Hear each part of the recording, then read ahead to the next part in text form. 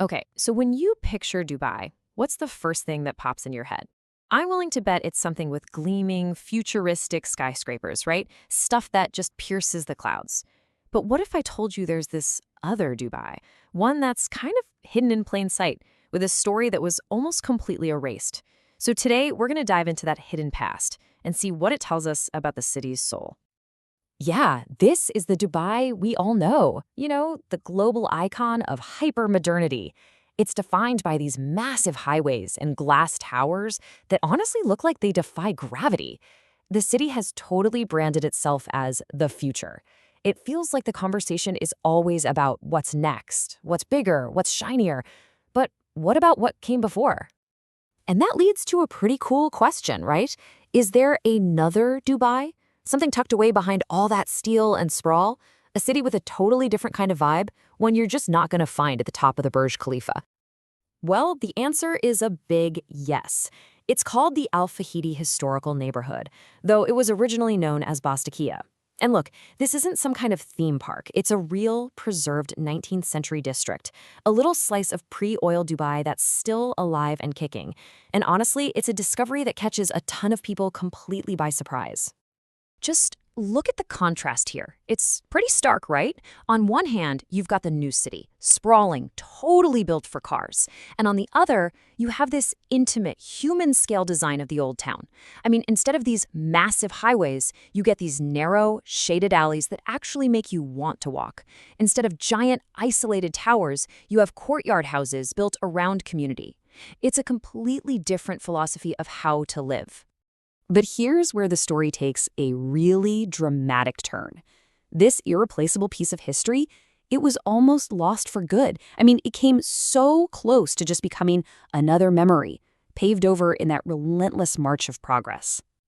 So just look at this timeline. It shows you exactly how close this place came to just disappearing. Back in the 70s, over half the neighborhood was already demolished. By 1989, the bulldozers were literally scheduled to finish the job. But then, this British architect, Rainer Otter, he starts a campaign and writes a letter to a pretty influential guy, the then Prince Charles. So the prince actually visits, he sees how special the area is, and he personally suggests preserving it. And just like that, the demolition was canceled. It's this almost movie-like story of how one person's passion and a royal visit saved a city's past at the absolute last minute. Okay, so the neighborhood was saved, which is great. But what's so special about it? Well, a big part of the answer is in its absolutely brilliant, sustainable design. Specifically, how these guys figured out how to solve the problem of intense desert heat long before air conditioning was even a thing. And the solution is this, the bargil, or wind tower. You can basically think of it as ancient air conditioning. It's this incredible piece of architecture with roots in Persia and Egypt, and it's just a masterclass in designing for your climate. This thing isn't just for looks, not at all. It's a super effective, totally energy-free cooling system. So how does it work? It's surprisingly simple, but totally ingenious. The tower has these openings that catch breezes way up high, above the hot streets. That cooler, denser air gets funneled down a shaft right into the living spaces. At the same time, this creates a pressure difference that literally pushes the warmer, stale air from inside the house up and out through the tower. It's just this constant, silent, natural air conditioning cycle. And the results? They're kind of staggering. A bargil can drop the indoor temperature by as much as 10 degrees Celsius. That's about 18 degrees Fahrenheit. That is a huge difference, and it's all done with zero electricity. Just brilliant, brilliant design. It's such a powerful lesson in sustainability that we can learn from the past. But saving the buildings, that's one thing. Saving the history, that's a whole other ballgame. And this brings us to a much trickier question. The neighborhood was restored, sure. But is the story it's telling today really authentic? And what even is heritage, and how is it made? It really forces us to ask a bigger question, When a nation decides to tell its own story, especially a young nation like the UAE, what parts of the story get put in the spotlight? And maybe more importantly, what parts get quietly left in the shadows? And if you look at the official tourism stuff, you see a very specific set of symbols over and over and over again. You've got the date palms, the falcons, the desert, the national dress, camels, mosques. These are the classic heritage tropes. And together, they create this really powerful, easy-to-understand picture of the nation's past. But it's also a very, very selective picture. And this gets to a really fascinating idea called invented traditions. An Emirati scholar, Rana El-Matawa, explains it perfectly. To create this image of one single, shared history, a lot of the culture you see promoted is actually newly reinvented. It's designed to create a feeling of unity, even if the real history was way more diverse and, messy.